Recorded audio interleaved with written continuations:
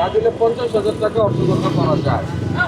দর্শক আপনারা দেখতে পাচ্ছেন একটি ফলের দোকানে ভোক্তা অধিকার অধিদপ্তরের অভিযান সেটি অব্যাহত রেখেছে। রমজান মাস জুড়ে আমরা দেখতে পাচ্ছি ঢাকা সহ বিভিন্ন জায়গাতে কিন্তু তাদের এই অভিযান চলমান রয়েছে। সেই ধারাবাহিকতা আজও কিন্তু মেরাদিয়া বাজারে তাদের এই যে আজকের অভিযান সেটি চলমান রয়েছে। আরো কমে বিক্রি করেন, বিক্রি যে করেন এটার কোনো ভাউচার দেন? মানে ক্রয় করার রসিদও আপনি যথাযথভাবে সংরক্ষণ করছেন না, বিক্রয় করার রসিদও দিচ্ছেন না, মূল্য তালিকা দিচ্ছেন না, এগুলি সবই হচ্ছে অপরাধ। আপনাদের দুই দোকান মিলায়ে আজকে সতর্ক করে আমরা 2,000 টাকা ফাইন করছি। আপনার মালিক যিনি তাকে বলবেন যে মূল্য তালিকা নাই বিধায় আমাদেরকে দুইটা মিলে এই ফাইনটা করে গেছে, ঠিক আছে? যাতে ভবিষ্যতে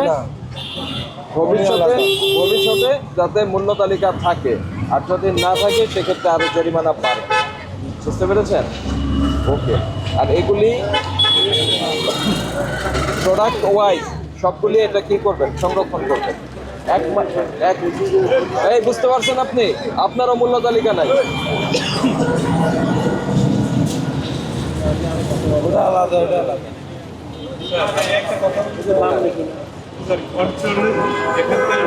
কিনেছেন সেই ভাউচারটা নাই, কারণ কি? ওখানে তো একটা দোকান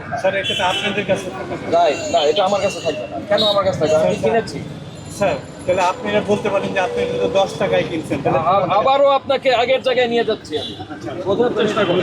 ওখানে তো একটা দোকান না, ওখানে অনেকগুলি দোকান।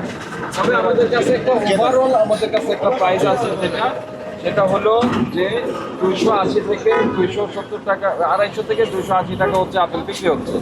তো সেটি পেরিফেরিতে এসে কত হতে পারে? যে ওনার এখানে 380 টাকাও আছে।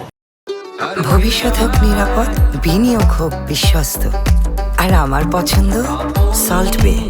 ওয়েলকাম টু সল্ট বে। এখন কথা হলো যে উনি কোন আড়তের কাছে কিনে আনছে সেই ভাউচারটা রাখার দায়িত্ব হচ্ছে ওনার। বুঝতে পেরেছেন?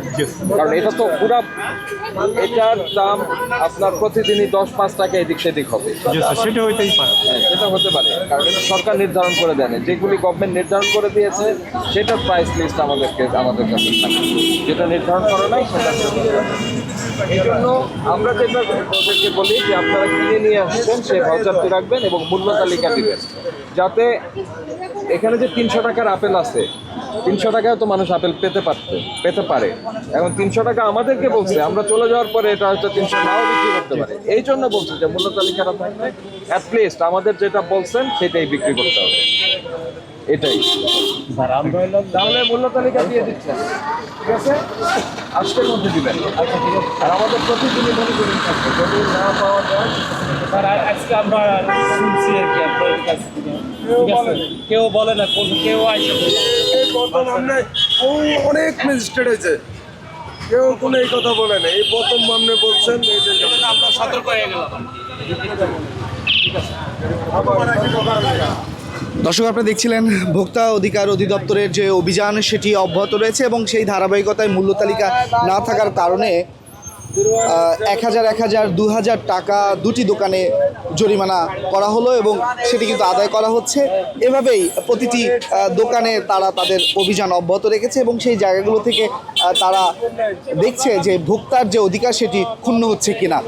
সেই যদি দেখতে পায় যে ভোক্তার অধিকার ক্ষুণ্ণ হয়, তখনই কিন্তু তারা সেটি জরিমানার আওতায় নিয়ে আসছে। আমার ভুল ছিল হইলো আমি মূল্য তালিকা দেই নাই, আর মালের স্লিপের কাগজ আমার মতো আমি দিতে পারি না, এই জন্য 1,000 টাকা জরিমানা দিচ্ছি।